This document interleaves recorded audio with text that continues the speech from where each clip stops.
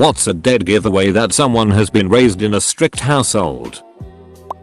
Fear of being rejected once others know your true bad nature, always feeling like you are not good enough. If your self-worth growing up is entirely dependent on your ability to conform to a particular set of rules and live up to an unrealistic or unhealthy standard, it is very easy to feel like you are fundamentally a bad person when you no longer follow those rules. It thus is difficult to develop your own person and feel confident in your own skin and show your honest self to other people when you feel like that self is fundamentally bad and expect rejection. Edit. Pronouns.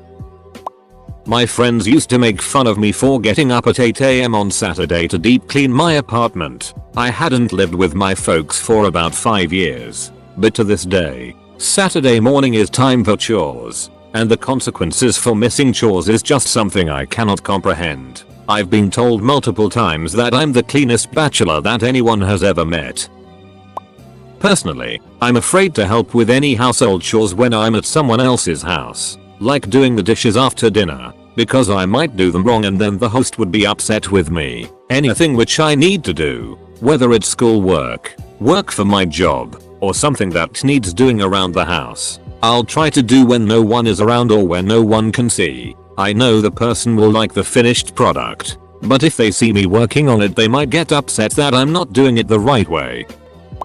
They apologize excessively. They're always the first person to leave when hanging out, and their parents always chaperoned at school functions in high school.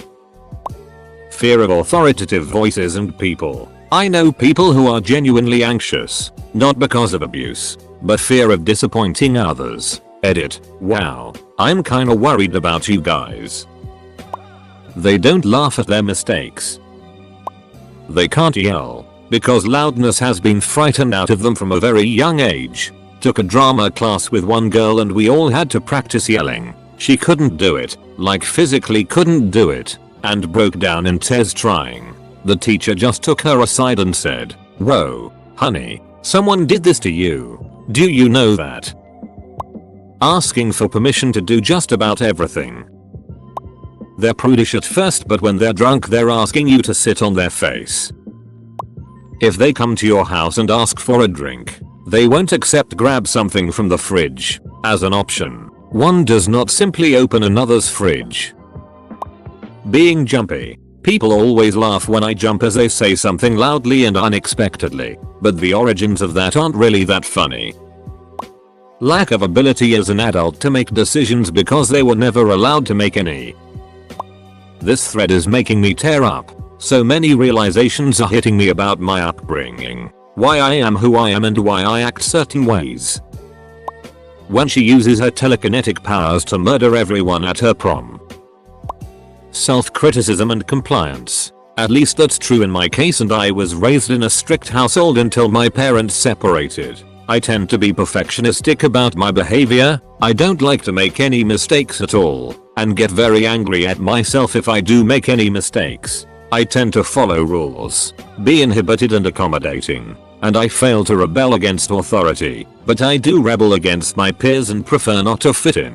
I've always thought of these as being markers of a strict household. If you were raised in a household that prioritized behavior and doing things right, then you tend to treat yourself the same way as an adult. Oh, also, I'm only really comfortable in situations where I know my role and I know the rules. So I'm very comfortable in formal situations such as work, but very uncomfortable in informal situations such as work parties or any other social event where I don't have a clear role, really, because I don't feel like I know the rules for socializing. Of course, that's because there aren't any rules. You're just supposed to be a person. There's no objective or direction to it. But I'm very uncomfortable with there being no rules. Give me rules. Oddly, I'm comfortable on dates. Again, I feel like I know what my role is somehow. I know what's happening and what kinds of expectations there may be. So I tend to be very confident when dating. But fortunately I do not see dates as authority figures. I see them as peers. So I won't be compliant.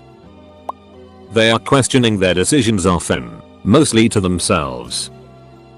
I don't know a lot of TV shows and actors from when I was growing up. I basically lived under a rock.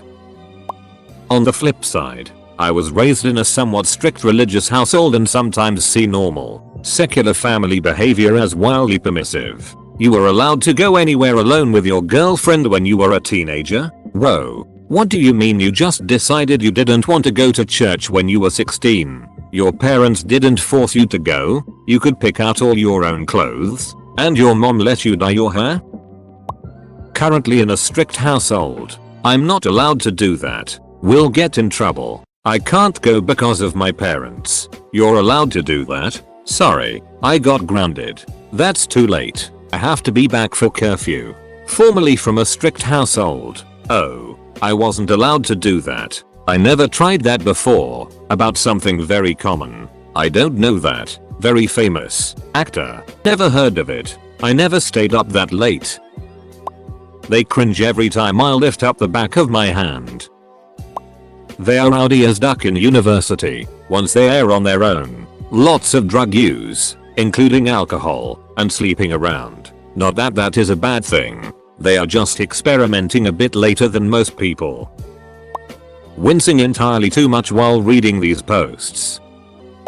Really not wanting to disappoint others. I get so nervous I'm doing something wrong. All the time. Also, if your parents are immigrants, you tend to relate to other people with immigrant parents because they all want to have doctors, lawyers, and such as children. African parents, man. Mine weren't even the worst. They're great to be honest, especially compared to my friends. Perhaps immediate obedience in regards to authority figures. This excludes questioning and or outwardly defying authority from time to time, and feeling anxious when visiting a friend's home or the home of a stranger where you don't already know the rules and whatnot. I know for me personally, mostly as a child, I was amazed that so many of my friends were raised in households with looser rules than the one in which I was raised. For instance, many of my childhood friends walked around the house with their shoes on, which I could not believe, and when I would offer to help with the after supper dishes as I was taught, the parents would smile and shake their heads and tell me that it wasn't necessary and that I could go play. One time someone told me to stop saying sorry so much and my response was I'm sorry. Being really uptight at other people's houses. Not disrupting or moving anything even if it means not having a place to sit. Worrying about where to place things like jacket or a glass. Not asking for anything. Making sure your friend asked and double checked with their parent that it was okay for them to have you over. Very antisocial. Once walked into my friend's dorm and while I was waiting for him to come, I saw his roommate and made small talk. The guy started backing off and apologizing to me like it was my dorm. Very weird. They normally show a bit more respect to not offend anyone. Usually more worried about what other people may think. Raised in a very strict household. Telltale sign. I rarely smile. Fun is one of those words I barely use. I don't find the joy in much of anything I do. And the kicker is I don't care. I was raised in Spanish household where my father had the last say and my mother made the rules. Be in at dark. Homework immediately you get home. Misbehave. When I got grounded I got put in the extra bedroom with 4 white walls and a bed. I could not leave except to go to school or the bathroom. The only thing I could do to get away was play baseball. Up until I graduated high school. But because we moved to a different state I had no clue where I wanted to go to college. I had my life set when I lived in Florida. Finished my senior year as an amazing player. I have trophies and medals and carp to prove it, with no future. Me as a human now, I have a horrible attitude. I can't hold a job. Relationships are difficult. I hate you I promise. I'm a loner and have 0 friends cause I push them all away at some point. It's hard. But I don't care. I'll just get beyond it.